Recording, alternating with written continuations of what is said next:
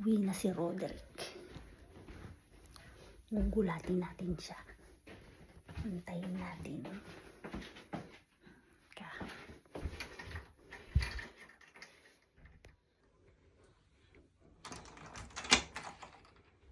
Ang lamig. Antayin natin si Roderick.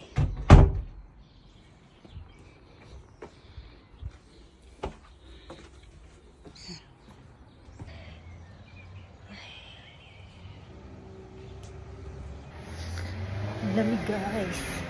Yung ginawa ko sa labas. Hintayin natin si Roderick. Ay, nandiyan na siya. Gugulatin natin si Roderick. Nandiyan na siya. Ayan na yung kotse. May mga bit-bit na naman yung kahoy ito. Parang sa trabaho. Nandiyan na siya. Ayan.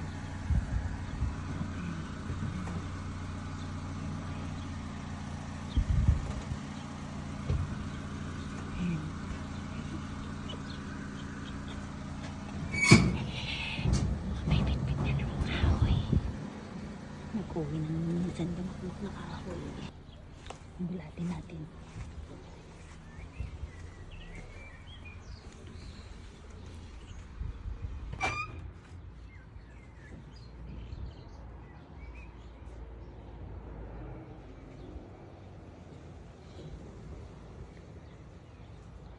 Pinababa yung kahoy.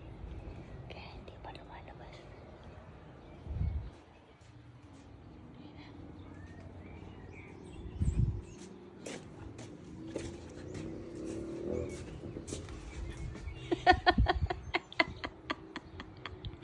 Ano naman yung inuwi mo?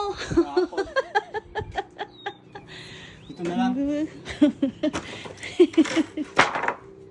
Gugulatin sana kita. Ang dami. Ibabas na ako. Ang dami mo na naman inuwing kahoy ah. Kung malalapad dyan, saan mo ilalagay yan? Nagagawin ko baka mapunit yung tela eh. Tela ng... Yung tela ng ano po Ay, May mga stapler. naku, masakit yan ah. Yan guys, nandito kami sa garahe. Yan o. Nag-uwi na naman siya ng kahoy. Yan o. Itong mga kahoy na yan, pang ano yan. Pag nag-winter, bibili kami ng ano, ang tawag doon? Fire pit para sa labas. Hopefully, sana nandito na yung mga anak namin para magkakamping kami sa loob ng bakuran and then may fire pit kami. At saka dito, yan.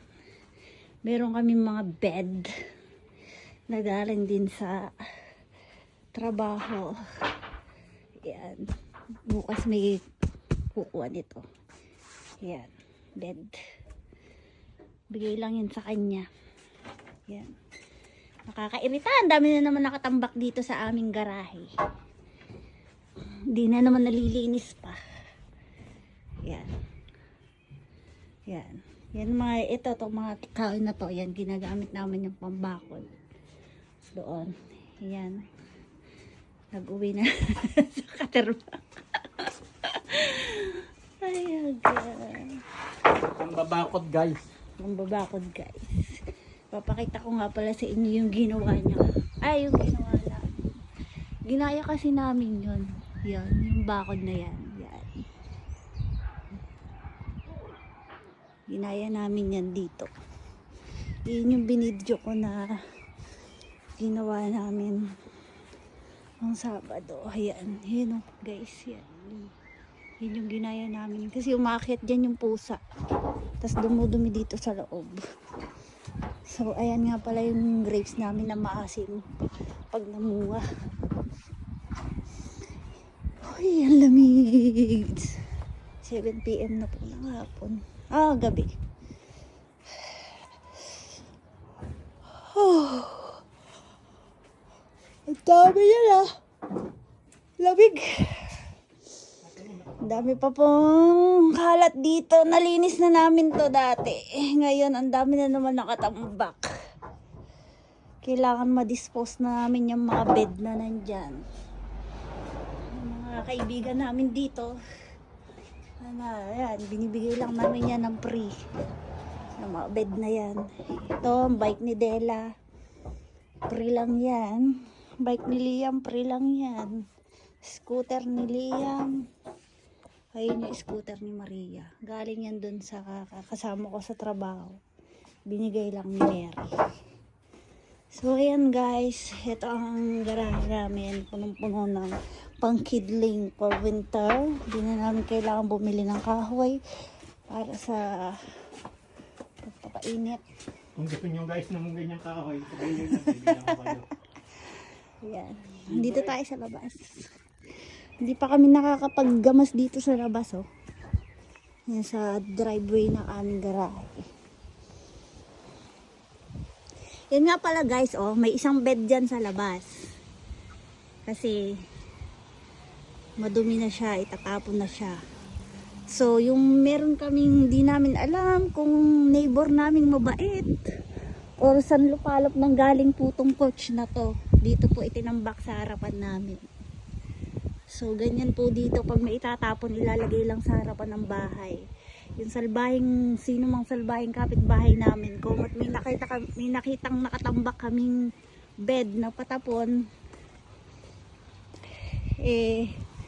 may naglagay po ng coach, sinabay dito sa bed. Malinis-linis pa yan nung una, so sobrang dami ng dumi, kaya tatapon na lang. Dito po kasi, pagka ganyan, kinukuha po ng council yung mga rubbish na mattress. Lalagay lang po sa labas. 7 PM na po ng gabi, tignan nyo guys, oh. Ang lamig na po dito sa labas. Pero kaya po ang lamig. Hindi po katulad ng winter. Talaga hindi mo kakayanin ang lamig dito sa labas. Yan. Yan po. Yan si Roderick. Binababa pa po yung kanyang inuubing kahoy. Kahoy guys. Wala, sa Pilipinas lang po tayo guys. Kahoy. Bigyan ko kayo. At kung pwede lang po ibato ang mga napupulot dito ng walang bayad. Diyos ko, mayaman na tayo sa Pilipinas. So, yan. Okay guys. Kunti na lang. Kailangan nyo ng kahoy guys. Puntahan nyo ako dito. Bibigyan ko kayo. Libre. Dito nyo kukunin sa akin. Message nyo lang ako. Kailangan nyo ng Shut up. kahoy. Panggatong. Oh, panggatong daw. Yung mga nandito sa... Okay. Ito may bulaklak din yan guys. Yung puno na yan. Kaya lang wala siyang bulaklak na yun.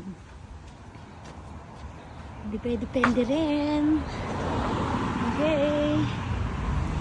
Guys. See you. That's all for today again. Bye-bye.